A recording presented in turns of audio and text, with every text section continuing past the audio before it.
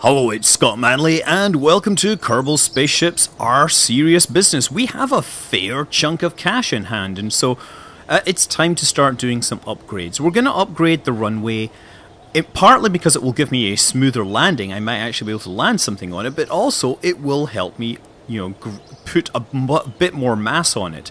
I've also set an upgrade for the astronaut complex. Those are going to take the better part of a year.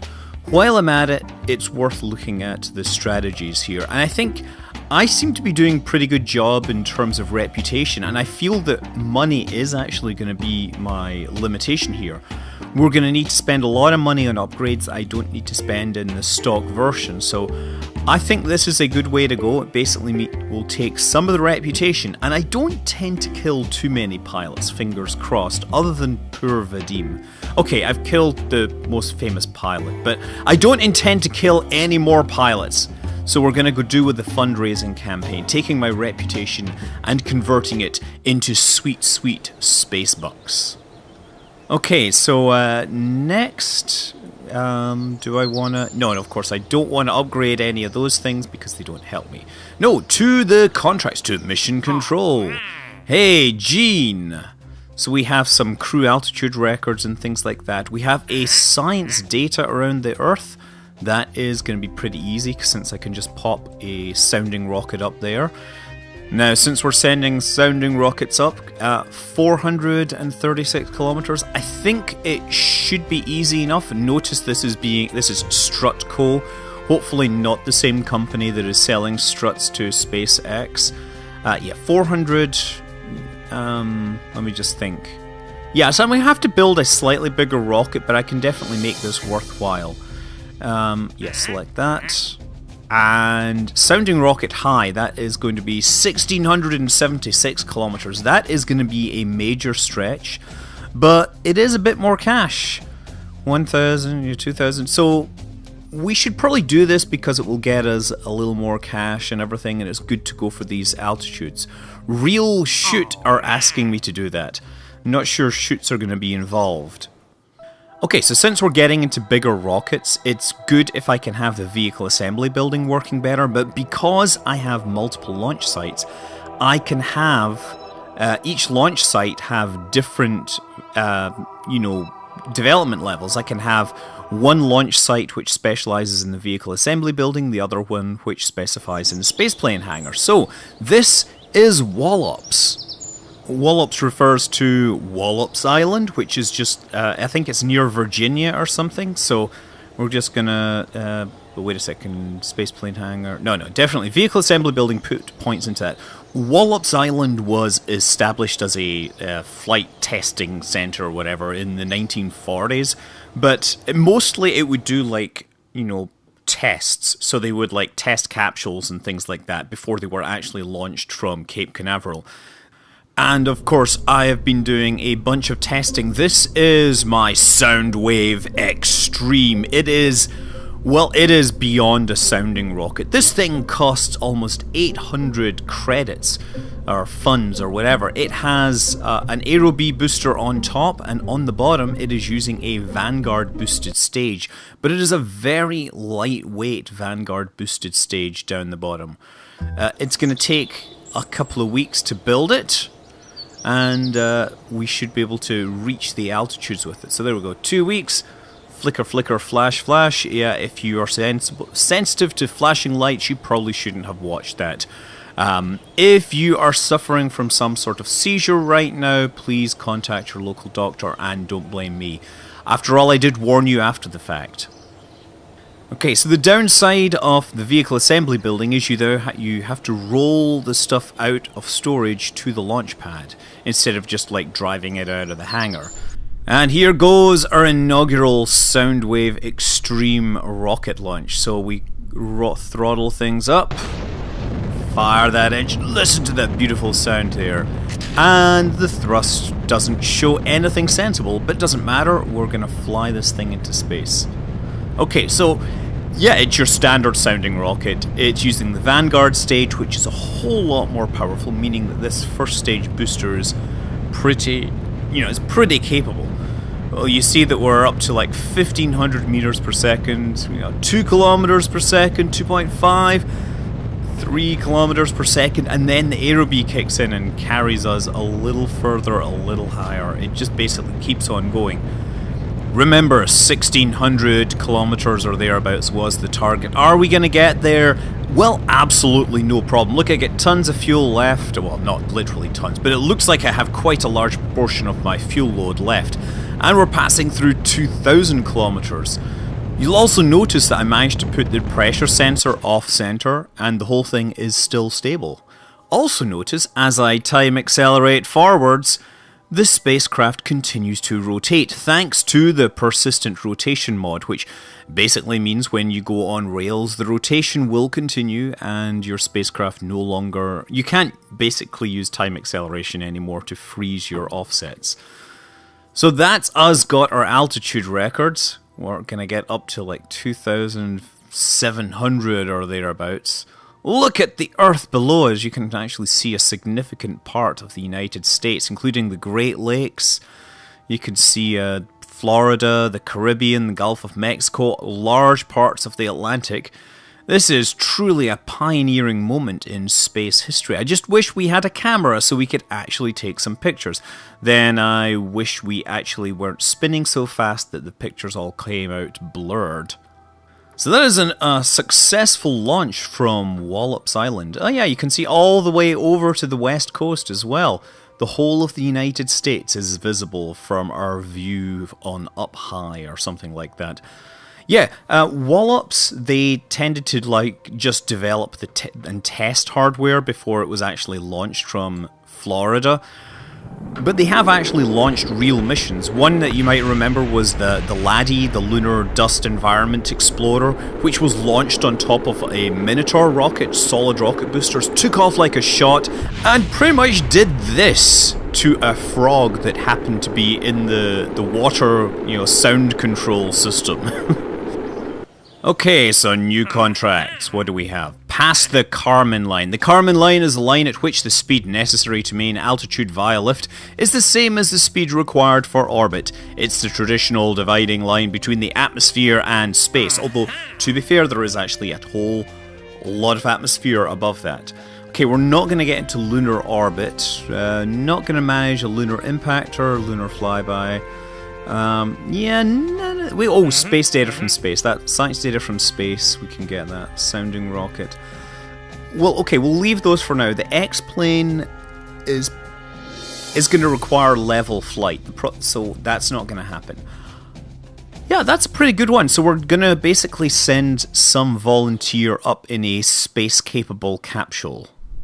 Okay, we don't actually have the technology for space capsules, but we do have the technology for supersonic rocket-powered planes. Well, this is going to become a space plane, hopefully. What we've done is basically drop it on top of a rocket powered by a Soviet RD-103. The RD-103 was a German-derived design, I believe. Glushko actually specifically said, here marks the end of the German rockets or whatever in this Soviet space program. It was originally used for intercontinental... It wasn't intercontinental, sorry. It was used for theater ballistic missiles. They didn't have intercontinental ranges. In this case, it ran on German-type fuel mixtures of ethanol and liquid oxygen. There we go, ethanol 75, liquid oxygen, and we're flying up. We have a new pilot, Andre is our pilot, and we're just fixing that there.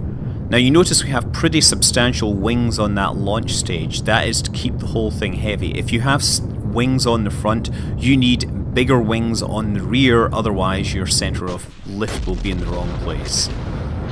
And off we go. Now, at this point, we don't actually have enough thrust to counteract gravity, but that doesn't really matter because we're just wanting to maintain our acceleration. 88 kilometers, 89, 90 kilometers. We gotta get above 100. 91, 92, 93, 94, 95, 96. Come on! Don't let me down. 19, or don't let me down until after we've achieved our altitude. 100 kilometers! That is us. We're going to pass the Karman line and we're going to keep going. And I am having some control issues. I'm pitching all the way down and all the way forwards, and I cannot keep the thing straight. I suspect there is a thrust versus center of mass issue here. Yeah, all we did was we basically took the existing spaceplane design, or the existing X-1 supersonic test plane design, and just stuck it on top of a rocket. So it's unsurprising that it's not really capable of flying in space. There, one more go here. Oh! Yeah, that's not gonna work. Come on, throttle, throttle, throttle, throttle. Yeah, and that spins us around again. Still, we have achieved 112 kilometer altitude here. So we're going to float up while our test pilot spins in a most peculiar way. But for the first time, he can see stars during daytime. Now that is something special, something no other Kerbal has seen, and hopefully he will be able to return to tell the story. We never really thought about developing this into a space plane or whatever, so it doesn't have a reaction control system. We will have to apply these things.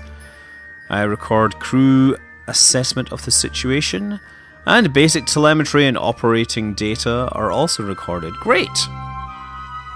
And we're about to max out our altitude. Crew report. Oh, I thought we already had that. There we go. Upper atmosphere above the grasslands. And 1200, or 112, 200, 300, 112 kilometers, 300 meters, and now we are falling back to Karman. Now this is the tricky part, because we hope that we can regain some kind of control. The real danger is that we end up going nose first and we can't pull out of the dive, and we can't slow down quickly enough. All the same, I think we really want to take advantage of this opportunity to go for a new speed record.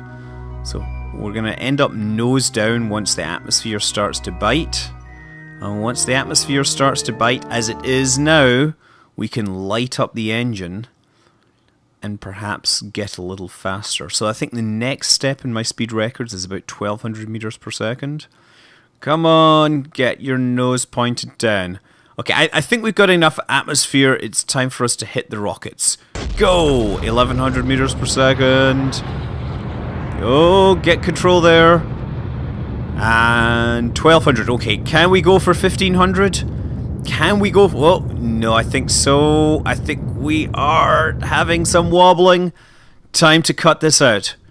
Uh-oh. Uh-oh. Uh-oh. We are in some sort of spin. Look at the G-forces building there.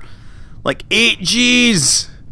Oh, gee, this is really hard. This is really hard. So this is some sort of weird spin situation here. Okay. Get control of this. Get control. You're running out of altitude to fix this problem. Although, we still have the parachute on hand, but we all know how well that worked for Vadim. Everyone knows Vadim, remembered him. He was such a happy, smiley person until he, well, met his fate. Okay, looks like we're getting control. Get control. Now pull out of this dive. Yeah, look at that! So we went subsonic, and now we can actually come out of this dive, and this is my final relight. I can only fire this engine 4 times. After that, I lack the ability to relight it. So if you... And to land safely, we need to burn off all the fuel, which is kind of important. Otherwise, you end up hitting the ground too fast due to having too much mass on board. Plus, having liquid oxygen and rocket fuel on board is probably not that safe either. I mean, regardless, we've got some control here. We're just going to boost this thing back up to altitude, fly towards our target, and then hopefully, having saved a bit of time, we shall return to base and land on the parachute. Now, since the previous flights, we have actually made some changes. We moved the wings backwards just a bit to make it more stable. We moved the parachute back, hoping that the parachute would hoping that it would be closer to the center of mass. But that's always hard because you then unfuel it and refuel it, and never seems to quite work out. Still, the parachute does actually open, and when it's open, the spacecraft, well, it's not really a spacecraft, we're not really sure what to call it, the suborbital experimental test vehicle, sits rather nicely under the parachute until it lands. And coming down, 3, 2, 1, touchdown! Arcady, whatever his surname, can we just call him Arcady Karman for just easy access? Arcady has become the highest and fastest Kerbal of them all, and he survived to tell the tale. A tale which talks about being able to see stars during the daytime sky, how he flew to such altitude the sky was a deep, deep black. 304,000 we've got now. Arcady Zimmerman? Zimmerman, I guess. It's almost... But in future episodes, he will go higher and faster still. Until then, I'm Scott Manley. Fly safe.